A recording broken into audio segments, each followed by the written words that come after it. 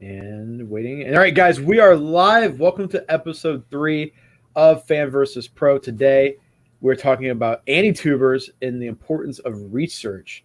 And I'm the fan. I'm Flip Otaku, and I'm with my good friend Justin. He's the pro. I am 21 years of the business, and all I have to show for it is this stupid pile of equipment. Hey, at least at least you got something going on. I have a stupid living the dream, living the American dream. Oh, so I want to talk about something today because I found myself I found myself in a little bit of I wouldn't say a spat because it ended real quick, but the fan base of this person, not to call them out directly. I don't. By the way, before we start, out of all the Anitubers, I think Digibro is one of the more tolerable ones. I like the guy, and he obviously has a lot of overlap with our interests as far as being into the old school stuff.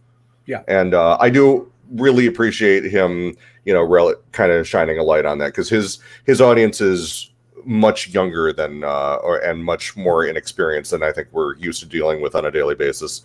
Yeah, and the fact, so what happened is there's this trend. Last year, Giga, do you know who Giga is? Name's familiar. I don't know. He put out. I'm old. You're not that old. He put out an actually decent video on the history of mecha as a genre. It was more well edited than it was written, but overall, it was a solid video.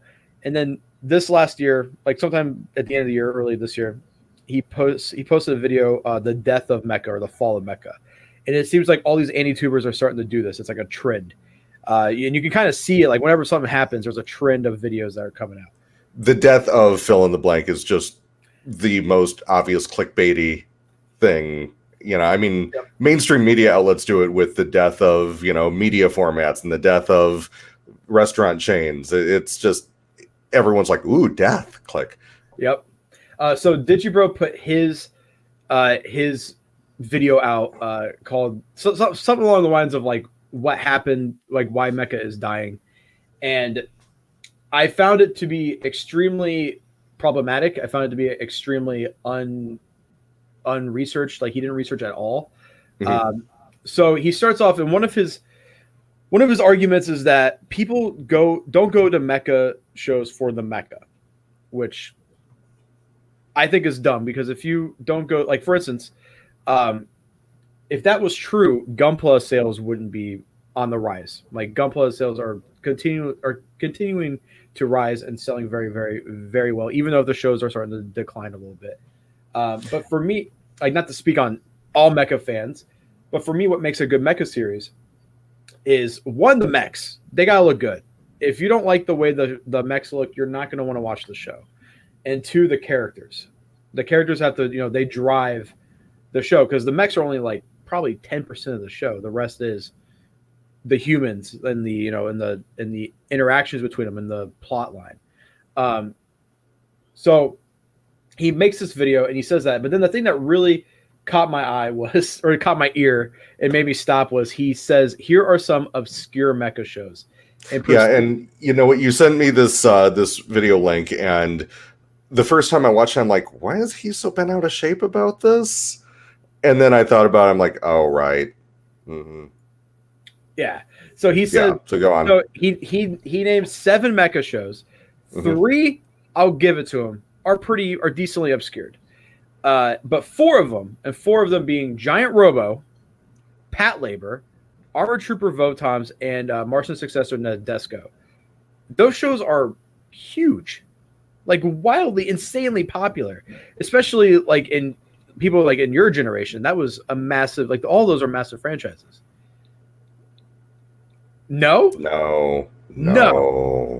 Well, you don't think so? Because when I texted I worked at Central Park Media while we were distributing both Pat Labor and Votoms, and those were duds. Nobody fucking bought those shows. But what about like over in Japan? They were huge. Votams is a hugely influential. I mean, they're big among the old school, sure, but in as far as Western fandom goes, Impact the size of a cashew. Really? Yeah, there's I mean, just to give you some idea, Central Park Media tried to dub both of them and bailed on both series before they finished. Votams after one episode. Pat Labor, they brought him out as singles, which not the greatest idea. That was kind of getting into the era of the box set, of the series box. And also we had terrible artwork. But every volume sold no more than 2,000 units. And that was very low back then. Something like, say, Revolutionary Girl Utena would regularly move 15,000 plus. And that, like, out of first printing. Whereas Pat Labor struggled to make 2,000. And towards the end of it, when they were doing the V series OVAs, they just gave up entirely and released most of them sub only. They just finished out the ones that were part of the big arc that continued from the TV series. And even at that, they were using the cheap dub studio because it was all that they could justify. It didn't do all that well on VHS either. The theory that we had at the time, and I don't think that the Pat Labor movies really did all that well for manga video either, and manga video could sell anything back in the day. In fact, the show did so badly that when Made in Japan picked it up, I just went, wow, they must love losing money.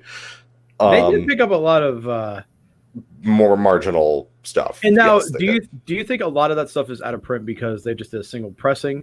Because I noticed when, like, for instance, Ideon came out, it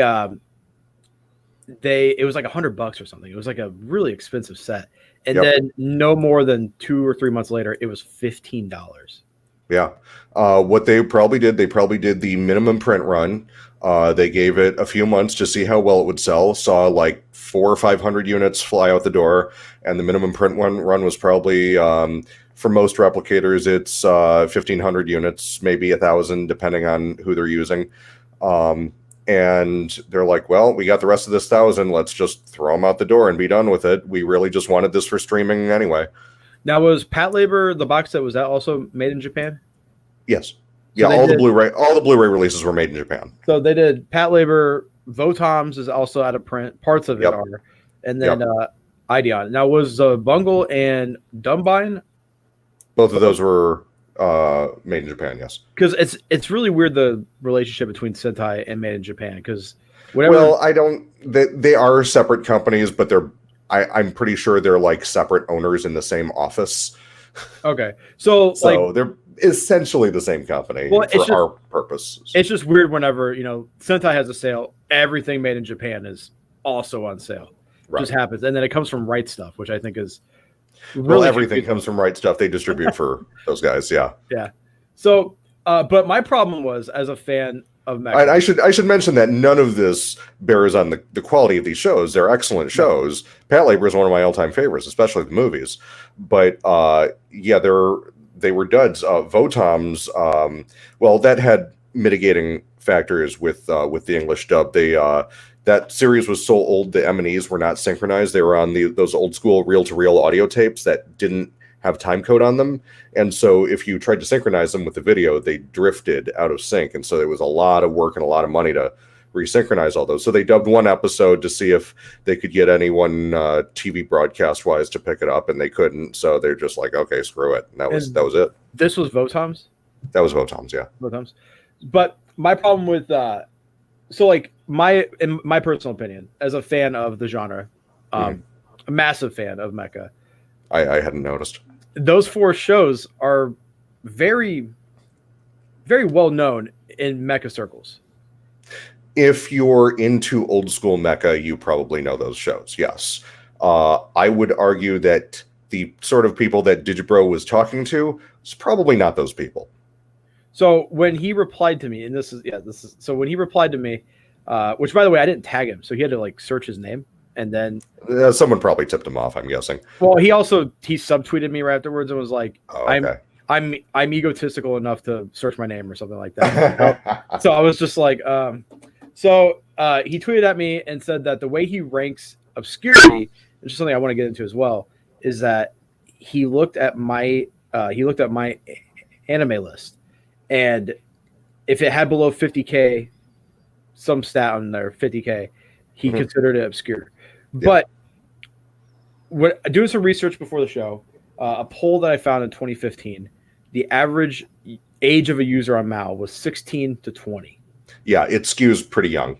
So, do you like just to ask you, do you even have a profile on Mal? No, I gave up because Anime News Network had a similar feature that's kind of sort of been abandoned. It's tied into the Anime News Network encyclopedia that I was keeping up for a while before Mal was a thing, and I kind of burned out on keeping track of everything I had watched after a certain point. And then by the time Mal came along and it became kind of ubiquitous, I'm just like, eh. So do you think using a metric like Mal is even like a relevant factor? I mean, obviously for stuff that's popular like My Hero Academia or, Demon Slayer, that could be valid. But for stuff that's older, that the average 16 to 20-year-old is never going to bother watching, do you think that's a valid metric? Well, it depends on the question you're asking. So, like, I mean, let's say viewership wise, you look at My Hero, there's probably like 1 million. But if you go to something like, I don't know, Gundam, like any random Gundam show, it's probably sub 100K. So even though Gundam is still very popular.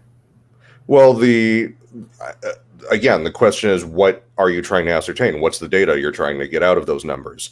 They can be very valuable if you're coming at them from the understanding that these numbers are going to skew younger and towards the sort of fans that are trying to, binge on every simulcast every week.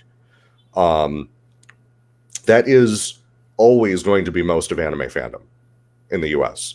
Anime fandom in the US, the sweet spot age-wise is middle school through college.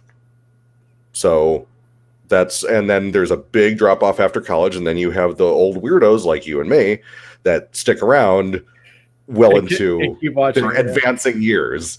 Yep. So, I don't flatter myself that I am in any way representative of anime fandom at large. My tastes do not represent anime fandom at large. What was that? I said mine too. I don't even know what's going on this whole anime season. I haven't watched a single show. And we're the outliers there. I know. I'm the same way.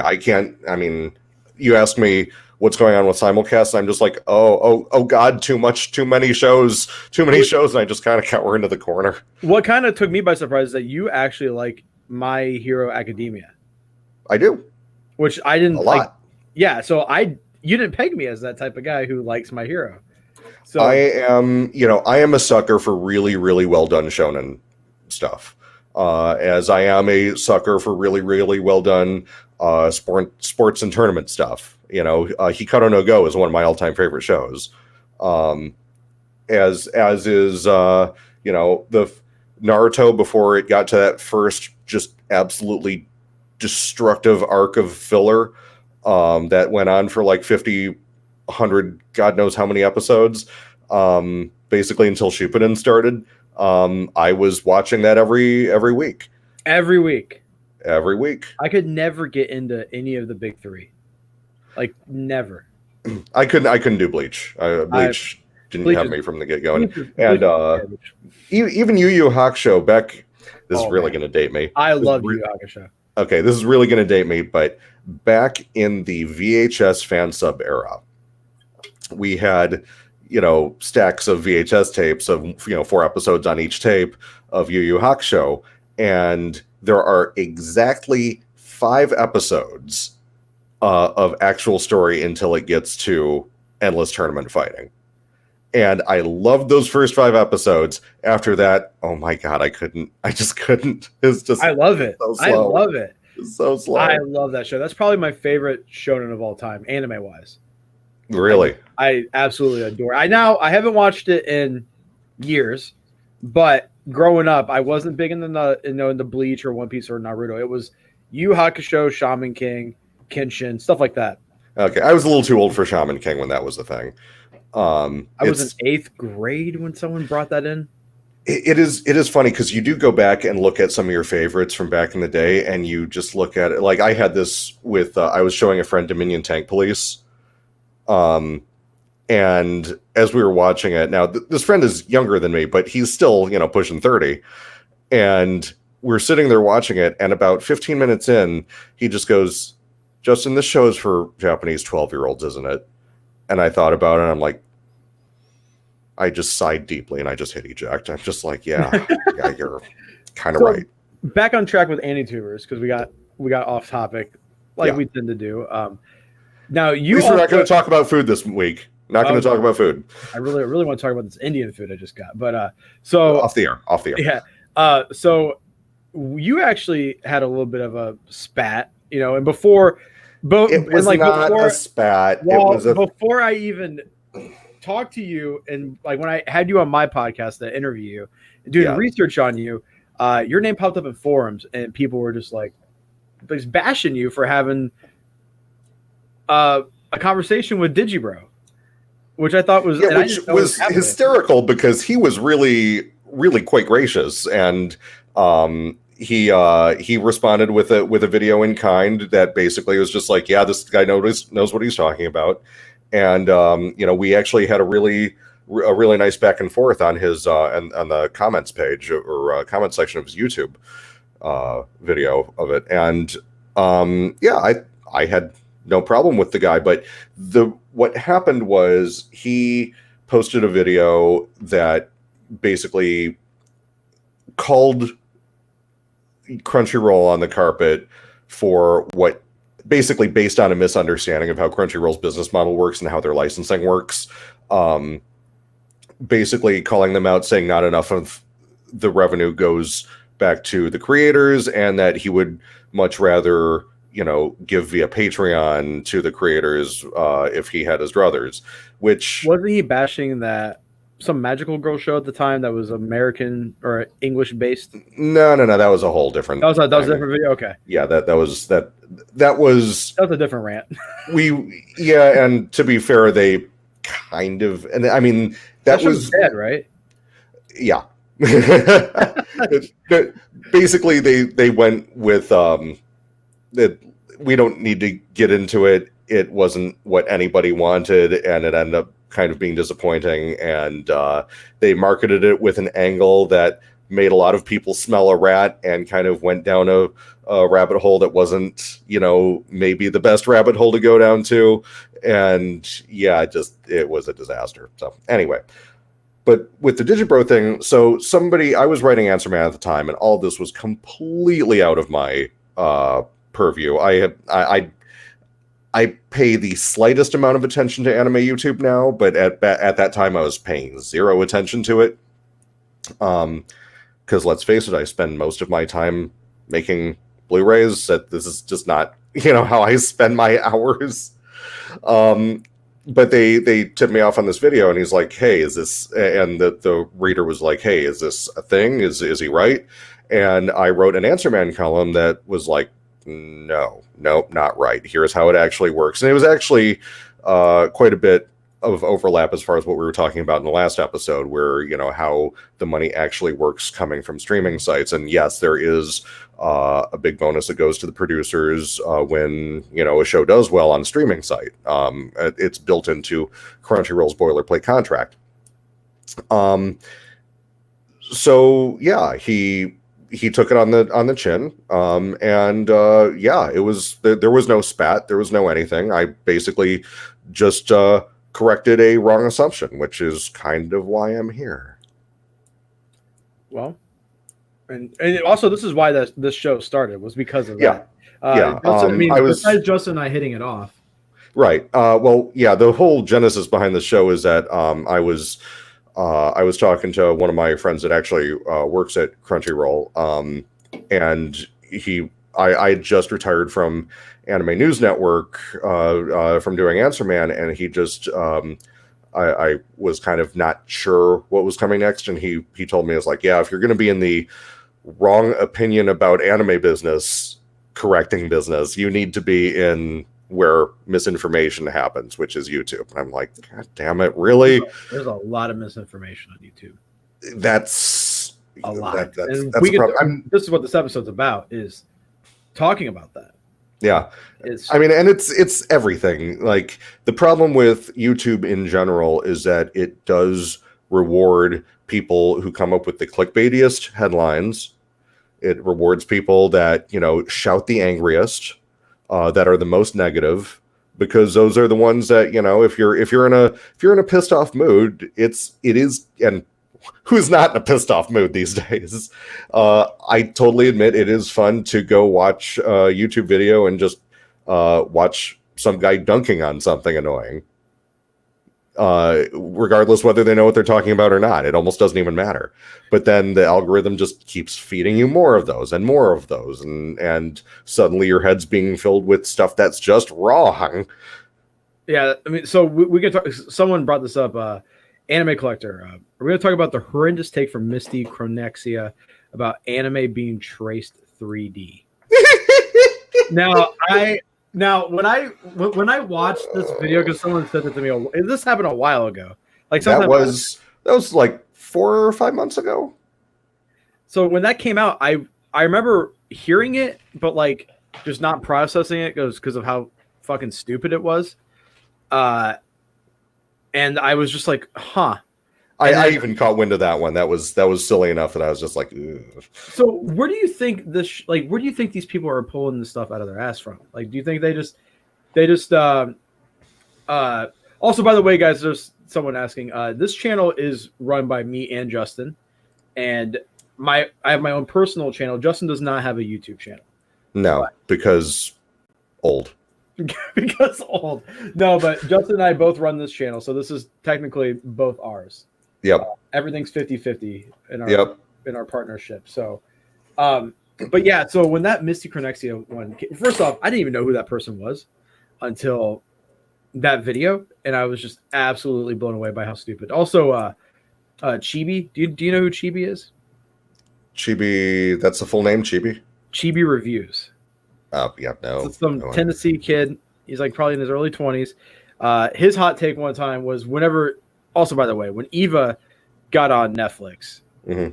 the amount of horrendous hot takes happening were just astronomical. I can only even imagine. Chibi said anime was not mature until Eva came out. And, you know, when you have a fan base, like you said, you know, because Chibi's young, so he's probably got a lot of 12-year-olds and a lot of, you know, 16-year-olds. But when you have like a grown man coming in and being like, oh, what? Like, not even for mecha shows. Like, Eva wasn't even the first of its type to do what it did. I'd like to draw a distinction here between not particularly well-informed opinions and just outright wrong facts. Sometimes they go hand in hand. I mean, they do, but I'm much more upset by dumb opinions than... I'm much less upset by poorly informed opinions than I am outright wrong facts. Because everyone has an opinion. The fact that you're on YouTube watching that person's video means you're potentially interested in that person's opinion. And if you've connected with them as a personality, it probably means that, at least to some extent, your tastes are going to jibe with theirs. Yeah. Now, so do you sub to any Anitubers? Like, do you like actively? Because I remember you were watching Bennett the Sage. Yeah, I was. Some of his research and hot takes are a little. Yeah. So Bennett the Sage, I went in a. I had no idea who he was until about 5 months ago, and for some reason, in a month, I just started crunching on all of his anime abandoned videos, because, you know, YouTube started feeding me more and more of his, and I was just like, kept clicking on it. I'm like, oh, Burn Up W, I remember that show. But after a while, it started to dawn on me that, like, with exception of a handful of shows, they were all kind of fairly mean-spirited dunks. And even the ones that he liked, they were all, not all of them, but there were enough facts being trotted out of shows that I had personally worked on that I knew were he was just completely talking out of his ass, that I was just like, okay, all right. Now, did you ever reach out to him? No, I did tweet at him once because he posted a pretty I thought a very inspiring weight loss video. Yeah. His weight loss journey is. I was really moved by it, and from the sounds of it, even he kind of took a step back and was like, this channel is way too negative. Yeah, like, I mean, I feel like, negativity, there's only so much that I can personally take, especially like when you like for instance, like when I review stuff, I only review stuff I like because I don't have time to consume something that I'm going to dislike. So when I do like a review like Juspian, I said, this is a dumb show, but I love it. And that's about as negative as you're going to get. But with people like Bennett, it just seems like he's shitting on himself and the show for the entire review. And then and after a while, it's just like, it's exhausting. It's very emotionally. Exhausting. You're just like, oh man. And like, I like him because he puts a lot of effort into his videos. Yeah, like, I actually like, I wouldn't have watched that much of him if I didn't like the actual content. And to be fair, there's a lot of those old shows that are in fact terrible and deserve the dunking. And let's face it, nobody is clicking on a review of Mad Bull expecting, effervescent praise. That's just not a thing. It's the greatest anime of all time. Praise. Yeah. That said, once it becomes kind of this steady drumbeat of anger and resentment, it's just like, okay, I'm done. And there are actually, I do watch a lot of like vintage video game and computer YouTubers, and that some of the video game people have the exact same problem where there's this one guy that just reviews old consoles and bad Chinese pirated NES consoles. And all of his videos have to be worst console ever, biggest failure ever. And I'm just like, okay, all right. They can't all be the worst. Now, some things are of middling quality, but why are you even getting worked up? This is getting boring even to me. When I do videos, and this ties into a question that I got, was how do I go into making content? I used to not script anything out, but I would do a lot of research. So even if I am reviewing something that is kind of boring for most people, I tried to be as factual as possible. When I start name dropping people like people who worked on the animation or people who worked on the whole directing aspect, I try to be as factual as possible in my videos. So you can say, hey, I don't like Flip's content, I don't like what he reviews, but at least he's correct. Because there is a lot, like, just being a fan of stuff, and then you go and you try to find people who have similar taste to you, and you just hear constant negativity, like you said, or the constant clickbaits like, this game will blow your mind, or this anime is so bad. It gets tiring after a long while. It does. And those are mostly the review shows or the review YouTube shows. And I don't care that much about other people's opinions, frankly. There's a couple documentary style anime YouTubers that I'm a big fan of. One of them is Red Bard. Are you familiar with her? That sounds familiar. Actually, yes. I just watched. Literally earlier, I found her channel. She did a review or a thing on. I can't think of what it was. She did one on Tokyo Pop that a few days ago. Tokyo Pop, yes, that was extremely well produced, and I thought very even-handed. And she did one a few months ago. I don't know, maybe years ago now, on yaoi paddles that I actually learned quite a bit from that I didn't know. Yaoi paddles? Oh, you were not around for this. Yaoi paddles? Okay, so about 10 years ago, there was this big, stupid fad that seemed to come out of nowhere where every convention started selling giant wooden paddles with the word Yowie written on it. And it just kind of became a running joke, and girls would literally buy these. Like there was this one place that imported a lot of Yaoi doujinshi that stocked these because their joke was that people would buy a wooden paddle with Yaoi written on it, and so that it became a thing. So they were selling hundreds and hundreds of these things, and girls would run around conventions and literally assault hot people with them. Okay. And of course, they had to ban them. Like all conventions have banned them at this point, and they're all gone now. But that was. Anyone knows where I can buy a Yaoi paddle so I can? Please don't bring it to the restaurant and flip pizzas with it. Is it big enough to flip a pizza? It's not wide enough, but it's otherwise yes. Like a personal pizza, like a 7-inch. Well, it's basically a boat oar. Actually, you could probably do that because we use screens, so you could probably easily. Anyway, she dug up a story, and this had completely sailed under my radar, where some poor kid at Otakon got crippled by one of these things because some girl had got him, like, first of all with the edge of the paddle right in the and shattered his pelvis basically. Imagine being so attractive to someone that they paralyze you. No. Really? So he's paralyzed for life. Apparently, she didn't have any way to follow up. Oh my god, I am. I'm sorry, that's not funny, but it's darkly it's so one of those things that's just so insane. It's just like, holy shit, this fandom is weird. Decades after the fact, why are you in a wheelchair? What happened? Well, a girl thought I was hot, so she paralyzed me with a Yaoi paddle.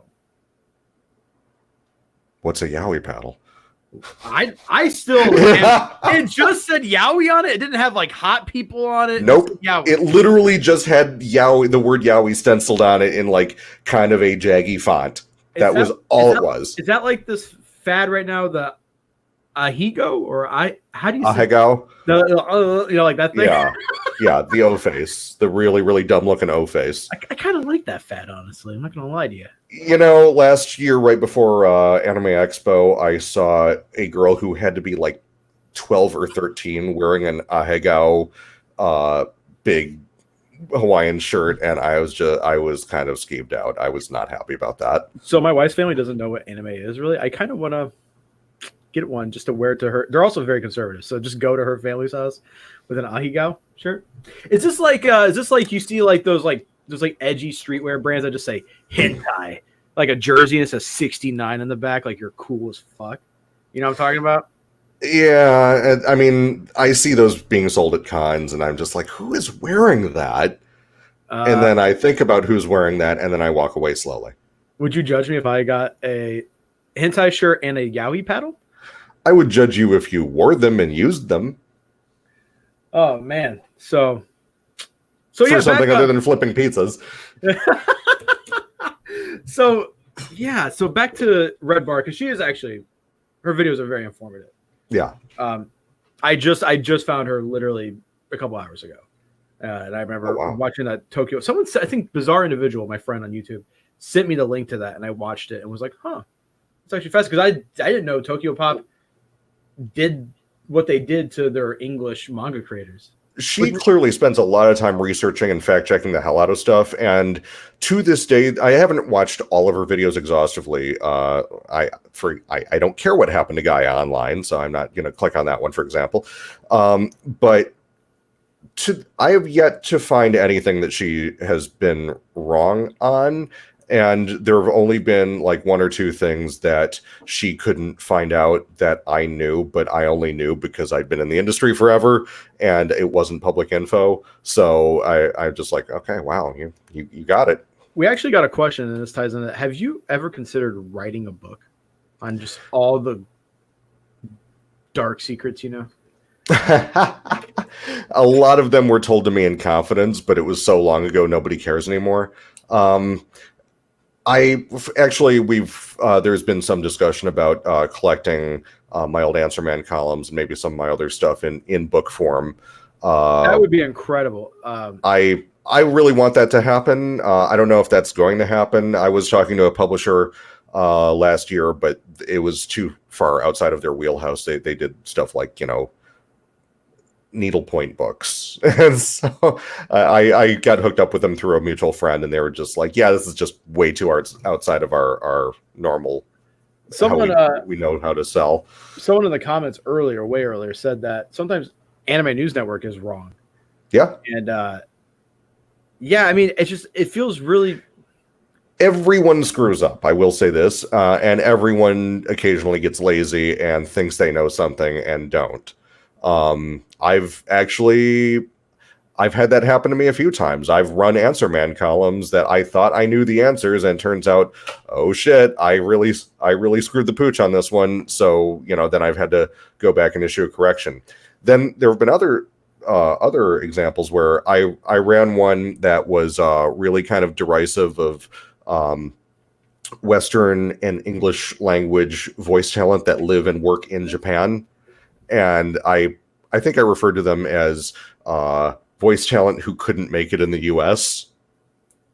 That's a whole community. They came for me. And, I engaged with them, and they were really offended. And I kind of don't blame them. And frankly, I went to their sites and listened to their reels, and I'm like, yeah, I don't think that would really fly here. But to their credit, it sounded professional enough that I was just like, okay, well, the next column I just wrote a little introduction, like, by the way, there is a vibrant community of voice talent that lives in Japan that does English voiceover for industrials and stuff that Japan wants to make in English. And someone just asked, Justin, whatever happened to your Ann column where you told industry stories with pseudonyms? Oh yeah, that became very, very hard to continue to continue to produce. I was getting some interest, especially from people that had quit. However, I couldn't use a lot of them, and it became really hard to properly rewrite the stories into something that people wouldn't immediately guess as to what I was talking about and what shows we were talking about. And, so much of Japanese business is about, putting a good face on things and not, embarrassing the licensor. Companies started panicking. Funimation actually had an all-hands meeting to tell people, do not talk to Justin. So has that ever come back to bite you in the ass? Like later on in your career, like you start working with Discotech and companies are like, fuck that? Discotech doesn't really care. They're too small to really have that be a thing. And, it's not like I was just, guns blazing, telling every secret. I was very careful, and Zach, my editor at the time, worked very closely with me to try to, shore things up as much as possible to protect the innocent. But that was that was a thing. Actually, the AX Tank story, that wasn't for Anime Expo. That was actually for Sentai. My friend Evan did that. Shout out to Evan. Yep. Very, very nice guy. Yep. But yeah, so you were like the Jason Schreier of Anime News Network. If that helps you. Do you not know who Jason Schreier is? No, I don't. He works for Kotaku, and he's the one that's breaking like all the industry news all the time. And he's okay. Well, I wasn't breaking news. All this was not news, but like he was like letting stuff out that probably shouldn't be known. I mean, for years I was so associated with ANN that when people told me things, they would be, "This is off the record," and I'm like, "I'm not a reporter. I write a column. If you don't want me to say something, just tell me." But then. But or they would tell me something and years would pass and it would come up and it was clearly something that wasn't relevant. So I would just kind of merge it into whatever I was talking about and use it to bolster my case. But yeah, I mean, I have to be careful. I do have to be careful. There are a lot of things that are told to me in confidence. Now, if you ever have time, would you ever consider like making YouTube videos? Like once you're retired, What are we doing? I mean, this is a podcast, but I would love to see like an actually. It lives on edited- YouTube. It's true. actual produce. No, Yeah, like you. Why would I do that? That would be such a huge amount of work for such a pay cut. That's true. I don't get paid shit on YouTube. Yeah, and unless I get millions of viewers, which nobody cares. A handful of very informed fans care about this stuff, but most people don't. So, and honestly, I'm not one of those people that can just be talk to the camera sort of guy. I need people like you here to keep conversation flowing and to bounce off of. I can't be that guy. I've never wanted to be on camera, and frankly, I'm here under protest. It's like pulling teeth to get you on almost every week. Oh yeah, every week. I'm like, Justin, you want to do it? Hey, just because I was having tech problems. Oh man, I'm so glad you got that figured out, because that was the first episode was rough, but yeah, it was. So back to second episode was only rough because we went off topic. So back to yes, and we're on the right track. We're within the ballpark of topic. We're in the ballpark of topic. So how do you think? Why do you think these YouTubers get away with just doing the bare minimum when it comes to because there's I mean, that's the whole problem with social media, and YouTube is social media. Ultimately, it gives a voice to everyone that wants to have a voice, and that's usual. That in many cases that's a great thing, but it also lends its hand to bolstering people who don't actually know what they're talking about, and all voices are the same volume until the loudest voices and the most entertaining voices rise to the top regardless of their content.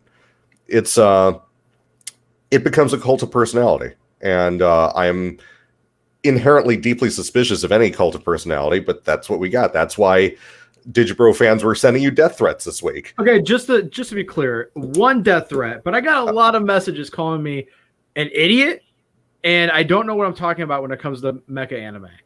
And I would just you're seeing probably more mecha anime than most people will in their lifetimes. Yeah, gauging what's popular and what's niche and what's obscure. Maybe a little off. Well, that's like me going into like Isekai, for instance, or just popular anime in general right now. I don't know what the fuck is popular. I can say My Hero and Demon Slayer, but other than that, if I go to Crunchyroll, I'm gonna be completely out of the. I'd just be out of it. I'd just be like, what the hell is all this stuff? Like, if I went right now and just looked at the top shows, I would recognize probably 2 of the shows. So that's just, I don't know. Like, I wouldn't call. I've never seen Reincarnated Slime, but I wouldn't say that is obscure. I mean, well, here's the thing. If I've learned, one of the hardest lessons that I learned when I went pro was to separate my own tastes from how I saw the general public. Okay, I'll give you a great example. So one time when I was, I had to be like 21, 22, and I was leaving for the day. I popped my head in John O'Donnell's office to say goodnight. And he was in the middle of a licensing meeting, and he goes, "Justin, great timing," because I was like the only otaku that actually worked at the company at the time. He goes, what should we license? Princess Tutu or New Fist of the North Star?" And at that time, Fist of the North Star was pretty much dead in the US. Manga Video had tried to release the TV series, and it had landed with a thud, and they killed it after 39 episodes. So without hesitation, I said Princess Tutu. That's been getting good buzz online, and a lot of people are saying it's the next Utena. And John just went, "Fucking fanboy. You're telling me I have to go to the buyer for Musicland, Suncoast, and Sam Goody and say, I'm going to sell you on a show that's going to sell deep to our core teenage audience, a fucking called Princess Tutu?" And I just went, okay, maybe not Princess Tutu. Bye. Have a good night. So was that guy? Okay. ADV ended up with both shows because that's the era we were living in. And they ended up both shows fell on their face, just absolutely face planted. So you were wrong. I was completely wrong. Princess Tutu actually sold worse. Now, part of that was down to their packaging. Their packaging was horrible. They tried to cover up how not how girly and pink it was, and that didn't work at all. But yeah, it was a legendary bomb for ADV. The lesson was I had gotten too mired in my own little circle of anime fandom, and I had no idea what was actually going to sell. And we're all guilty of that. We are all victims of our own little social media circle. Now, my question for you is: Fist of North Star bombs early on, Discotheque now. Did it do well eventually for you guys, or was that just And also, does that play into how it was released? Like, was the ADV stuff released by like single volumes, and then you guys put out a complete collection later on? Well, that was New Fist of the North Star, which was I think a 3-part OVA that they released all in one disc. But you also have to remember, Fist of the North Star does really well. It's a perennial bestseller for Discotheque, but the expectations for a company like Discotheque in 2020 are vastly different from the expectations of ADV at peak DVD bubble in 2003. What was the bubble like? Like, what was like the absolute tip of the iceberg? What's like a hot number of something that's sold? Well, at the extreme end, I believe Ninja Scroll sold around 600,000 units. Holy shit. Yeah. That's DVD and VHS combined, but that's still holy shit. And also, I believe all the Ghibli stuff is such a perennial bestseller that they just dwarf every other anime release and have for a decade plus. Ninja Scroll 600,000? Yep. That was actually Manga Video's best-selling release ever. That's a very violent show. Yeah, but for some reason it just caught fire. Macross Plus also did pretty well. I'm pretty sure most of the Macross Plus volumes were selling in the they were deep into the 6 figures. Yeah, that was VHS, more VHS era. DVD wise, the numbers weren't too far off. Cowboy Bebop sold deep 6 digits. And then you had stuff like, Rumiko Takahashi Anthology, which didn't even break 100 units. 100 units. 100 units. That's now. Yeah, Geneon had a number of those. I wonder why they went under. I actually did a short little video on Geneon. Well, not on Geneon, but on different anime style releases. I bought new Getter Robo from them.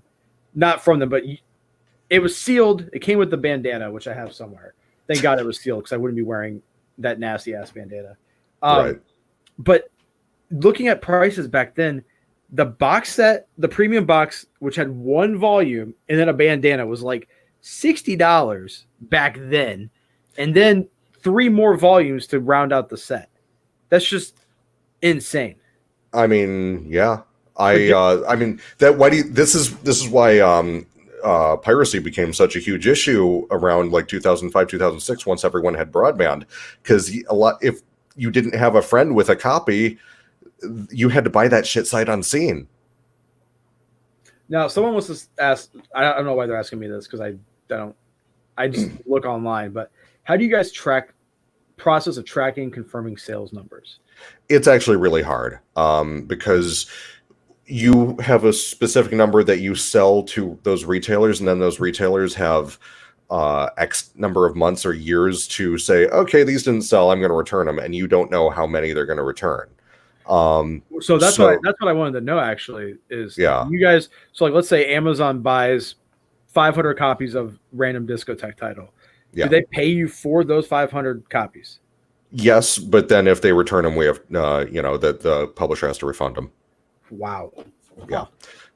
And that's I mean everyone has to deal with that, and wholesale returns can destroy a company, and they kind of did. One of the reasons that ADV hit such hard times is they their sales guys were trying to inflate their numbers every month by saying, hey, just take, hey, Musicland, just take all this inventory and then you can return it later. I just need to make my numbers.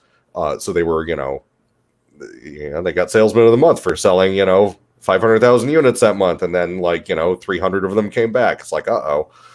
And, the money is, the money, the check was cashed. The money is spent to a large extent. And suddenly you have to pay through the nose for it. This is actually why it can be, and this is probably a topic for another day, a huge chain like Walmart, for example, by stocking a niche anime, can destroy the publisher because there are 2,500 Walmarts across the country. They buy 5 units per Walmart. You do the math. That's well over, that's 125,000 units. Then they return 100,000 of those. That can be lethal. And you can't say no. You can't say nah. It is the terms set by, and if you want to get your stuff into Walmart, you got to play by their rules. That sucks. It's Walmart, really tough. My Walmart has a manga section. One book in the manga section is a random volume of My Hero Academia. But they have a big sign that says manga, and it just literally is like a shelf. So someone in the comments earlier said, when we were talking about Digibro, said that you corrected him on his opinion on Tomino or something to do with Tomino? Or is that I don't have any memory of anything involving Tomino and Digibro, but all right. Well, I'm going to try to. Sorry, I got nothing. So do you want to move into questions? Sure, why not? I actually got one. I've been getting this on my live streams, and I said I would just answer it here because it's more of a. It has to do with the topic. It has to do with YouTube. Okay. So the question is, how do I make my videos? Do I plan it out? Do I have a set number of videos planned? Just the whole basic of running a YouTube channel. And I'm not a big YouTuber at all. I'm about to crack 3,000 in just a little over a year. Started YouTube December 23rd of 2018. So 2019 was my first year. So I'm about to hit 3,000 subs. Nice. I've made a total of $400, thank you, on YouTube so far, which has funded some anime and manga. I actually did a stream earlier today, and someone donated a total. I had 2 people donate, total of $30, just in the matter of 20 minutes. So shout out to I think both of them are in the stream actually. So thank you. But the way I do my videos is, first off, the reason why Justin and I started doing this is because we want to be factually correct.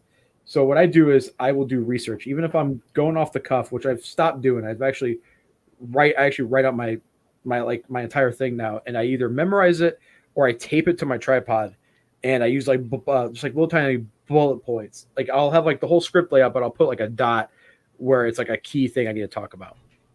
So also I quit doing videos. I noticed I did 2 videos back to back of something I'm really passionate about, Juspian and the Ultraman manga. Both within 24 hours cracked 1,000 views. So, which I didn't think was going to happen. I think my Juspian review has 1,200, and then Ultraman cracked 1,600 within the span of 24 hours. So, just that right there is how I'm going to start going. I'm going to start only talking about stuff I'm very knowledgeable about, very passionate about.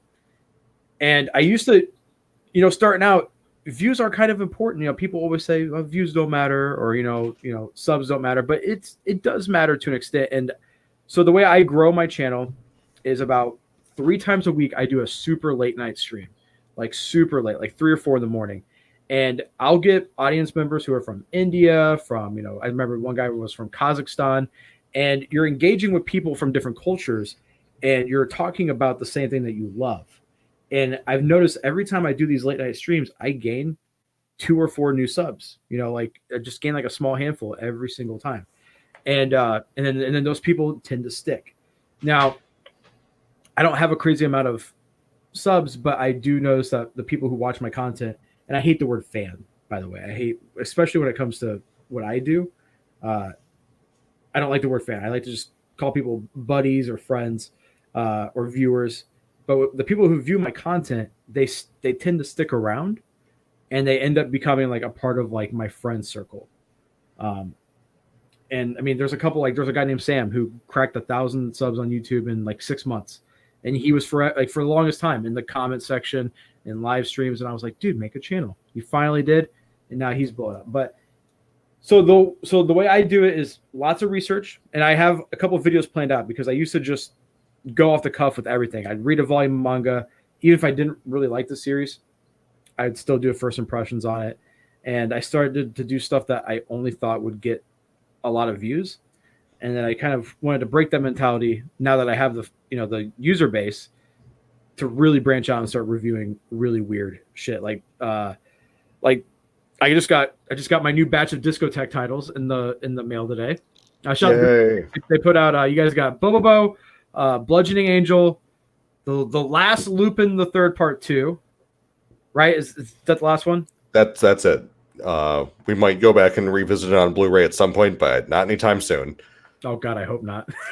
I hope not. That's how so many episodes. You have any idea how like more shows arrived on my door this week, and I'm just like, make it stop, dude. I don't like. So, for instance, in the span of a month and a half or about 2 months, I watched all of Mazinger Z, all of it.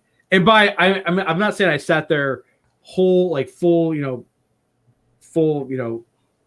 attention span watching it. I had it on my second monitor. I'm playing games, doing live streams, talking to friends, and it was on in the background. But I watched all 92 episodes of that, and my brain was fried. That sounds like it would do it. It's not a show that, first of all, nothing was meant to be marathon that was made in 1970 something. That's not true. Zambot 3 is fantastic. Still not made to be marathon. That wasn't a thing. I'm gonna argue against that because some of those old shows I really love. But yeah, a lot of those shows, they're made to be, they're made to be palatable entertainment to kids, and then never watched again. So once a week. So my wife, she says I haven't grown up yet. She's like, you guys don't really grow up till you're about 35, like mature wise, and I'm like, I think that's true because I'm still watching. Yeah, our generation specifically. Yeah. So, but Justin, what? So out of this is a question for me. Out of the batch of the new stuff, what's your favorite? Let's see. Is it Bobo? It's been a few months. I'm trying. No. I will happily go the rest of my life never seeing any more Bobobo. That show was fantastic, amazing. I'm happy people are happy, but it drove everyone that worked on it nuts. Do you ever get taken aback by like what gets like the most fandom? Like when you guys announced Bobobo, people were like, "Oh my God, Bobobo!" I get why people like Bobobo. It's not my favorite show, but it's hardly my least favorite show. But it's that show is so manic, and the subtitles are so complicated, and everything about it was so complicated, and the tapes were full of dropouts, which the worst part of my job is patching up old tape dropouts. You guys had 3 terror projects back to back in the span of we did. It was horrible. Was Giant Robo a terror project, or was that pretty? Yes. Yeah. I literally just deleted the capture files off of Bobobo off my hard drive. They were dated. They were dated October 2017. Holy shit, that long? That's how long we were working on that one. Do you guys ever do you, Logan, Mark? Do you guys ever text each other and just like, fuck Selby for licensing this shit? No, we actually, Mark is such a positive guy that I can't even imagine him saying that. Like Mark is super awesome. I have no idea how he stayed so positive with all the stuff that we send him to do, but he loves it. So, and I'm grateful to have him. Logan is also but also both of them are so new to the business that they they're just like, I can't believe this is real still. And I'm like, don't worry, hon, that'll wear off. Dude, Bobobo, the ennui will set in. So you guys, Bobobo, Bludgeoning Angel, God. I like Bludgeoning Angel a lot. I wouldn't call it a favorite, but that show makes me smile. I'm excited for. Can you guess which one I'm excited for? God, Mazinger. And you know what number 2 is? I honestly forget what comes out this month. Galaxy Express. Oh yeah, I'm happy about that. I actually am currently in hell on the second box set.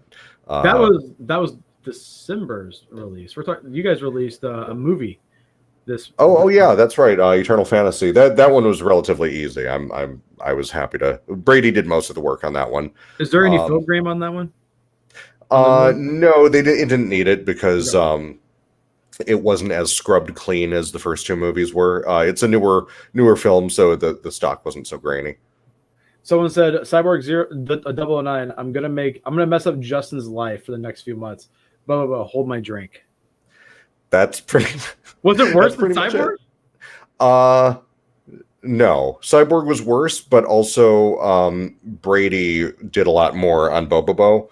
I had plenty to do. Don't get me wrong, but Cyborg was pretty much all me.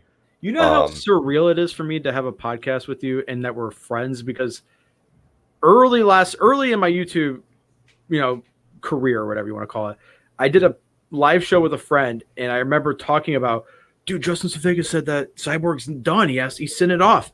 It just needs to be checked. It's done. And here I am sitting here talking with you as a friend, and life is now, had we started this podcast 6 months earlier, you could actually have archived footage of me head in hands rage screaming into the night. Did you actually get that physically angry at that show? Bobobo, I know I definitely did with Cyborg. Bobobo, I don't know, when I'm in those marathon very intense dropout patching sessions and I'm scrubbing through the audio waveform in Premiere and seeing this little line of scuzz in the waveform and going God damn it, and then having to hunt down that exact scene in some secondary copy, a Japanese DVD or something, and literally rip that whole episode into a WAV file, just find that one little moment and just copy it out and paste it in, multiplied by 30 times on one disc. That's not all on one disc, because it's 2 discs, right? No, that one's 2 discs, but there are say 30 times of doing that on one disc. You lose your shit. You definitely lose your shit a little bit. Now, I have definitely gone out and had to take a walk because, oh, Jesus Christ, it won't stop. So after you're done with everything, all the pain, all the headaches, are the fans being oh my God, thank you? Does that just make it all worth it? Does it just wash all the pain away? Honestly, yes. Good. Okay, so 9 times out of 10, what happens is the disc is finally done. Selby's gone over it, signed off on it, and sent it off to the replication plant. It's being etched into Glassmaster and stamped and mass-produced. And he finally goes on Facebook or whatever he does, and he posts, the post with the front cover and lists the date and says, it's coming out on this date. 95% of the commentary is license this. Yeah, now license this one. I noticed that. And by the way, if people in the chat, I see the questions. If anything about rescuing, for instance, Kazlab, no disrespect, but is there any chance Discotech will rescue Alien 9? Those questions are going to go majorly ignored because Justin and I can't make those licenses. I'm not Discotech. I am their production contractor. So actually, what you just said was a part of a question that we got for you is when stuff goes up for pre-order, how done is it? Is it on the press or is it boxed and shipped in hand by you guys? When stuff is up for pre-order, my part is done. It is either just off to the replication plant by a matter of days or weeks. Sometimes it's actually been at the plant for a while, but there's another holdup. Japan had some issues with the box art, and we're having to rejigger some things.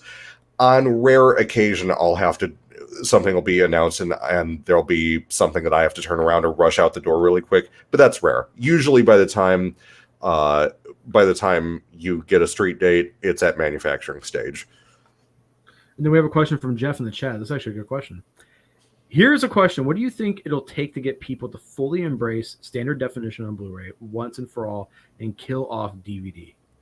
There's always going to be a few people that don't want to upgrade to a different format. Those people are always going to exist. That said, DVD's dead for anime. It just is. There are. You guys put out Appleseed and Lupin. You guys just finished Lupin, but did you guys finish Lupin? Lupin was done for continuity reasons. Okay. For stuff like Appleseed, it's simply because we didn't have a Blu-ray worthy source. Okay. But it has to meet some minimum criterion of quality for us to bother with a Blu-ray. But almost everything does reach that at this point, even if we have to clean up an old SD master. That one, no, there was no saving it. Just DVD. That's all we could do. I also, not to shit on other companies, but I think once other companies start doing a better job on their SD Blu-ray releases, it'll be a little bit more fully embraced. Like, not to crap on Sentai and Made in Japan, but a lot of those standard def shows, they're not good releases. Well, all I can say is that Discotek is pretty much done releasing DVDs that have a Blu-ray, because the last few ones that have been done like that, the DVD sold so few, it literally wasn't worth doing. And then also, I don't know who else does SD Blu-ray, but I just got AD Police in the mail today. I'm gonna watch that at some point. And that's that Right Stuff. Yeah, that's Nozomi or whatever. That's technically, that's right. Technically right. But yeah, it's very weird. They've announced things. Like I said this on my haul video. They've announced stuff years in advance. Like Gundam Seed's supposed to get a nice box set, and it's still not out yet. But with AD Police, they announced it, and a few months later, it's out. So hopefully it's not good. Turned out well. Sorry. I know those guys at Right Stuff, but I couldn't guess what was going on there. So do you have you ever done work for Right Stuff? I've done little things here and there for them. Like I did, they had to close caption a bunch of stuff for streaming. I took care of that for them. This wasn't so much something I got hired to do as something I just sent them. I made my own custom DVDs of the Dirty Pair specials that Streamline had dubbed back in the day with both audio tracks, and so when it came time for them to release it, I'm like, oh yeah, here it is already synced, and they're like, yay, thank you. So I'm a special thanks in the credits. Did they pay you for that? Nah, I didn't ask for it. There's no point. See, that's why you're awesome. Someone said Gundam Seed probably got held up because it's getting redubbed, and they probably wanted to evaluate SD Blu-ray for the old dub. I actually stumbled upon a crazy deal. All of Gundam Seed, Gundam Seed Destiny on DVD for super cheap, but that has the old dub. So I don't know if they said the box set might have the old dub. They didn't confirm it. So the new dub, I want to know what that new dub is going to sound like. And as someone who likes to preserve what I really love, I'm going to keep the old Gundam Seed DVDs. They'll just probably go in the closet once. I mean, who knows if they, I don't know that they'll get permission to reproduce everything. So, there might be a bonus feature or something that's not on there. What's your favorite Gundam? Oh, 0080. Yeah. It's the most emotional and personal and traumatizing, and that ending is just a giant emotional kick in the shins, and I love it. I got a friend to watch 0080, and he's probably watching Base Senpai. He shits on me. He's the one on Twitter, if you see, he's constantly making fun of me for liking Mecha. Constantly. And, yeah. He watched it, and he didn't want to admit that it was good. He was like, it's like it's like a 7.8. And I'm like, just fucking say you like it, man. So someone said, how did Discotek manage to get Kimagure Orange Road in HD? That's not on Blu-ray in Japan, right? My understanding is that the HD version is on Netflix Japan over there. Circumstances were just right. It was available. They jumped on it. That was a good get. That was a good get. That's sitting over there on my bedroom, next to my bedroom TV. I've been slowly getting through the whole show. I can't sit there and watch a show as I'm working on it because I'll just get pulled into work mode and I can't relax. But now that that's been done for a while, I can separate myself and actually sit back and watch it. Now, was that show a pain in the ass? Because that seems like one that had huge fandom, so it was easy, and the payoff was the masters. You've seen those masters; they are so nice and so pristine. We had to do nothing to them. I just had to slam them in the encoder and be done. Logan took care of the subs, and he did a great job, and they were already pretty good shape because they were from Animego. And that was it. There was easy peasy. Sub only discs are so easy because you don't have to worry about resyncing any audio. That's good. And then we have one question for you regarding manga. Justin, do you read manga at all? And if so, what's your all-time favorite? I do read manga. This is asked, by the way, by a guy named Justin on Facebook. So okay. I do read manga, not a ton. I wish I read more, but I just don't have time, and it's whatever. I just read crap, I'm blanking on the title. It's a LGBT themed series that Seven Seas just put out.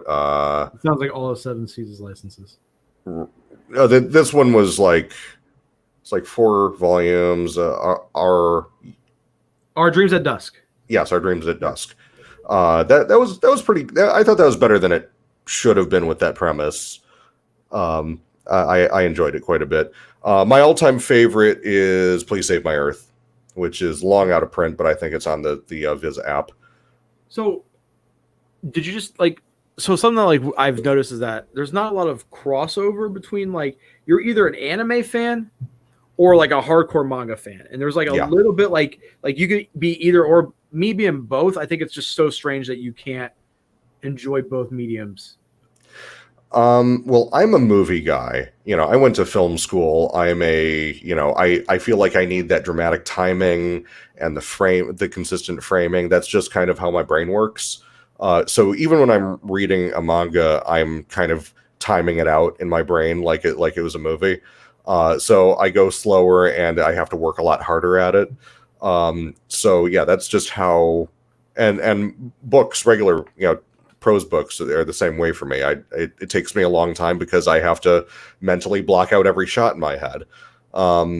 So, I think most people have a specific medium that's most aligns with how they think, storytelling wise. And for me, it's anime, but I can do manga. And for you might be a little more ambidextrous. And then we have another question before we wrap this up. What wizardry do you do? Do you use to fit 13 episodes on a single disc? I shall not tell you. So I noticed. So I check my analytics a lot on YouTube, and for some reason, a lot of my traffic comes from Blu-ray.com. Very strange. People have linked our show on the forums there, so cool. Just really weird. But I noticed. I love those. I like those guys. I lurk there. I post every once in a while. I lurk as well. I think I have an account. I don't think I've made anything. I'm trying to keep my accounts not Flip Otaku, but I'm forgetting what Discotheque release it was. I think it might have been Juspian, actually. There was a talk where someone of course it was Juspian. Of course, dude. A lot of positive feedback. You'd be surprised what has a forum page. A thing that I thought, something popular I think would have a forum page. Yeah. Doesn't, and then something like Juspian has a forum page with a lot of comments. But they were talking about how impressed they were that you managed to fit 40-something episodes of a show onto a single disc. 13 is a lot, but 40-something episodes, and it looks standard def. Looks great. Yeah, we've covered this road. Thank you. I know. But anyways, guys, we're gonna wrap it up. It's been a little over an hour. This is probably, I think, our best episode yet. We're getting better at this slowly. Third time's the charm. We're figuring it out. Yeah. So, guys, again, if you have questions for either of us, you can link them to us on Twitter. You can comment on this video once it processes and uploads back to YouTube.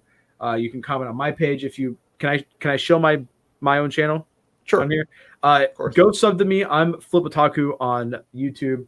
I'm about to hit 3,000 subs, and when I do, I'm doing a Flip Otaku starter pack giveaway. But it's really just going to be 4 Discotheque titles that I like that I'm giving away. So go do that and follow Justin on Twitter. He's at World of Crap.